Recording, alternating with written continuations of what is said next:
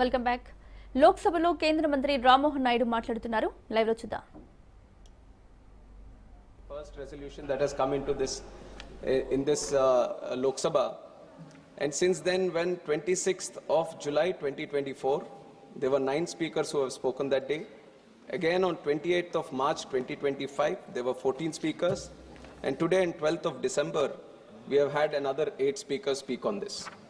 One thing that is evident today from all the speakers that have spoken and the emotion that has come out, the government continuously speaks about how aviation today is a matter of fact. From हवाई चप्पल से हवाई जहाज का जो नारा था वो सच है, ये साबित होता है जिस भावना से ये सभी लोगों ने यहाँ पे अपनी बात रखी. Unless it is connected to the masses of the country, you don't see that kind of emotion being spoken, both from the members this side and from the members that side. So that is an example that how deeply and inclusively, under the leadership of Honorable Prime Minister Narendra Modi ji, the civil aviation is interconnected in this country. And I'll try to stick to the points that have been mentioned in the resolution, which I feel is also very important to address today. The first point is to initiate appropriate measures to regulate the airfare in such a way that there is a reasonable upper limit to the maximum fare that an airline can fix in a route. Madam, taking up this point, let me start by looking into the aspect of deregulation in the country. Some speakers have already spoken about it. The deregulation starts with Air Corporations, the regulation starts with Air Corporations Act of 1953. That was the time when they decided that the airfares need to be regulated. There was a committee which was there and which was looking into all the regulations and the capping of fares and deciding what the tariff should be. But then in 1994, it was decided that the aviation sector should be deregulated. And it was deregulated, that idea that came up, and then the Air Corporations Act was repealed in 1994. And the idea behind the deregulation at that time was to allow the sector to grow.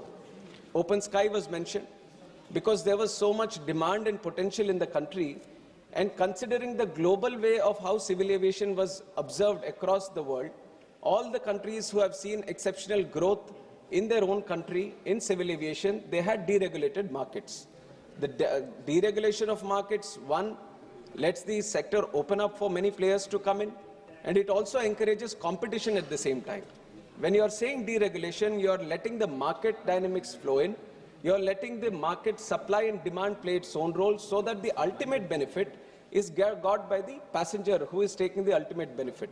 So it is with that idea in 94 itself, the deregulation has happened, and from then we have seen that multiple airlines have come in and multiple challenges for airlines. Some have gone out and new airlines have come in. But the idea still remains that if the civil aviation network, the aviation sector, if it needs to grow, the first and foremost thing is to keep it deregulated so that the competition survives, more players can come in. Madam, and coming back to the whole deregulation aspect, even though I am saying that the market is deregulated, let me also come to the fact that according to the Aircraft Act that we have right now, there is power with the central government that in extraordinary circumstances, when there is a possibility that there is a misuse of the air tariff deregulation that we have set up, then there is the power with the central government to interfere and set things right, to cap the fares so that the passenger does not experience opportunistic pricing at that point of time. And one of the example for that, a good example there would be COVID. And you have seen how much of a challenge it has been during COVID for aviation on one side and also for the passengers because of the mismatch in the supply and demand at that time.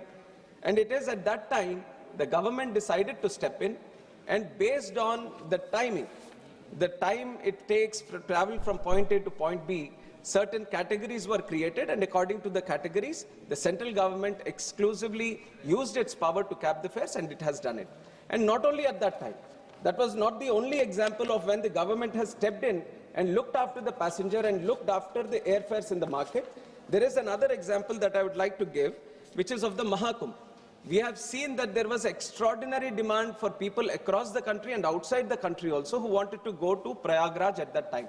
And because of the sudden surge in demand and the capacity being same as what it was before, there was a huge rise in airfares at the time. So what the government did at that time was to cap the fares which were going to Prayagraj. That was the second instance. And the third instance, when we have seen in Pahalgam, when the attack happened at that time. And Srinagar, especially, this is a different kind of situation where people were trying to come out of Srinagar.